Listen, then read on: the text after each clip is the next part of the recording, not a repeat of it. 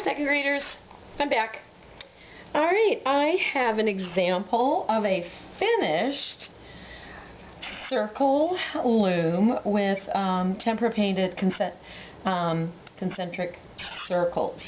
And I'm going to be painting this for you now, if my camera lasts. I already painted one, this one, and it didn't film it all the way through, so I'm starting again for you, so I have extra practice.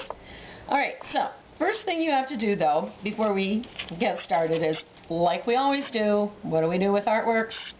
Name on the back. So, let's get started. I have chosen to use 4 different colors on our palette, so I'm going to show you those, which were the ones that we used on the last painting.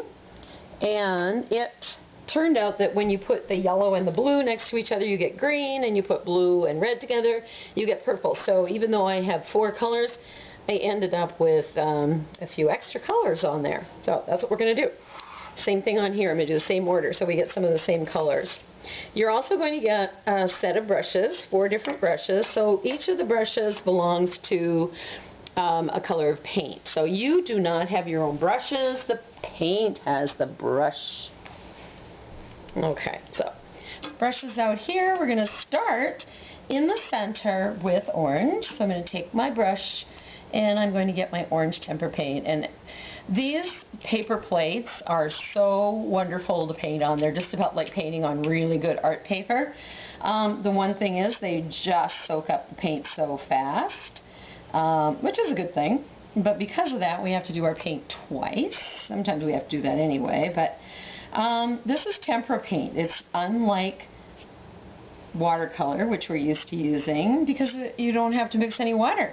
They're already mixed in. So we don't need any water. So I did my orange. Now I'm going to go to yellow. And I always recommend that when you switch colors on these concentric circles that you want to keep the first row, or the first time you're painting that second or third or fourth color, you want to leave a little white space, because we're going to try and keep those paints clean until we do what's called blending. And then we'll have to either get some extra brushes out, or you can probably clean or share those brushes with your friends. So I'm going to paint out here some yellow. And that's my second concentric circle. Alright, and I'm going to go fairly fast on this. You won't be going as fast as me. I've been doing this for a while. This is your first time, so don't you expect to go as fast as me, okay? Alright, so I'm going to take my yellow, and I'm going to now come up and touch my orange. If I wanted to, I'm going to keep my brush kind of spinning around. I'm not going to pick my brush up, just kind of go around and around and around and around. And then those colors will touch each other. This is actually kind of cool the way it blends. It's called mixing a color as blending it. So I'm done.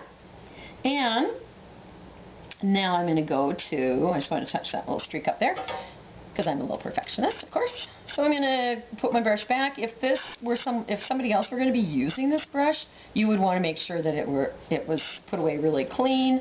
Or if you got a lot of color on there, we need to get you a new brush, okay? So don't worry about that. We can handle it. Alright, so our next color is going to be blue. I'm going to get my brush. And once again, we're going to paint blue, not touching. So we'll leave a little bit of space, because we don't want to get our brush mixing with that other color, that yellow, right away. Then we have to clean our brushes more often. So go all the way around. And the brushes that I'm using, I have these are my own brushes at home, because I'm making this video at home. The ones at school are fairly similar. They may not have the same colored handles, so don't think that you're getting a different brush. Mine are just sort of an assortment of different brushes that I've used over the years on my own paintings, so I just grabbed a bunch of those from my studio to do this.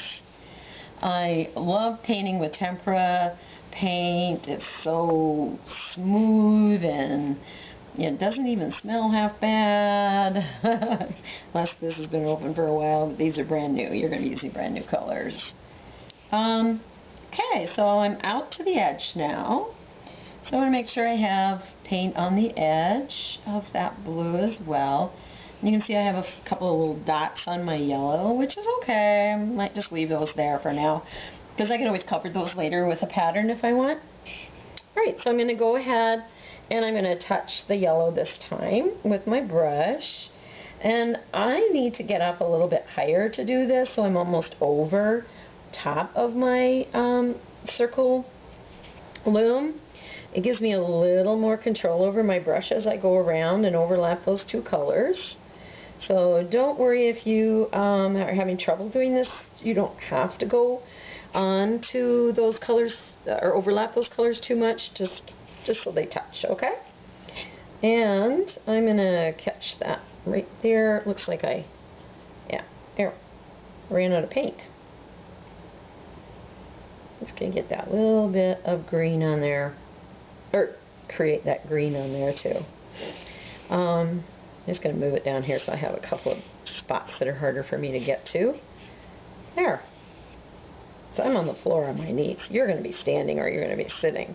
Okay, so there's my extra color of green that I created with yellow and blue. Now I'm going to switch to pink. And I'm going to finish off my weaving with pink.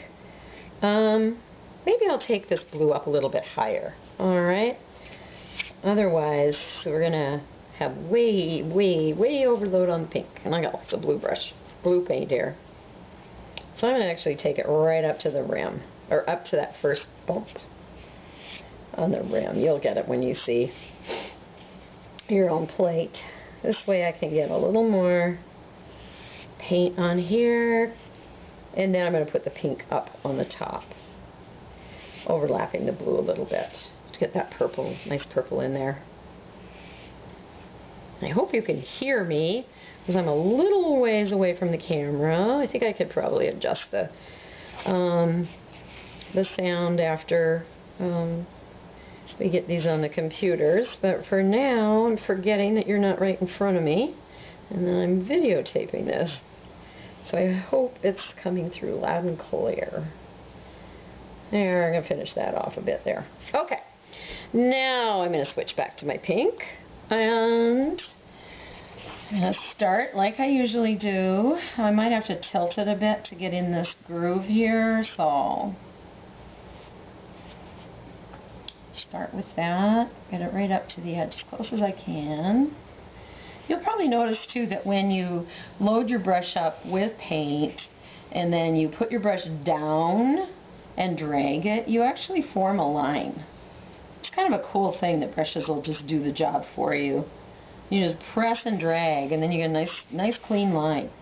So you load it up with paint, press, drag. I am going to go over that a little bit because I missed. And I'm going to clean my brush because I got into that blue.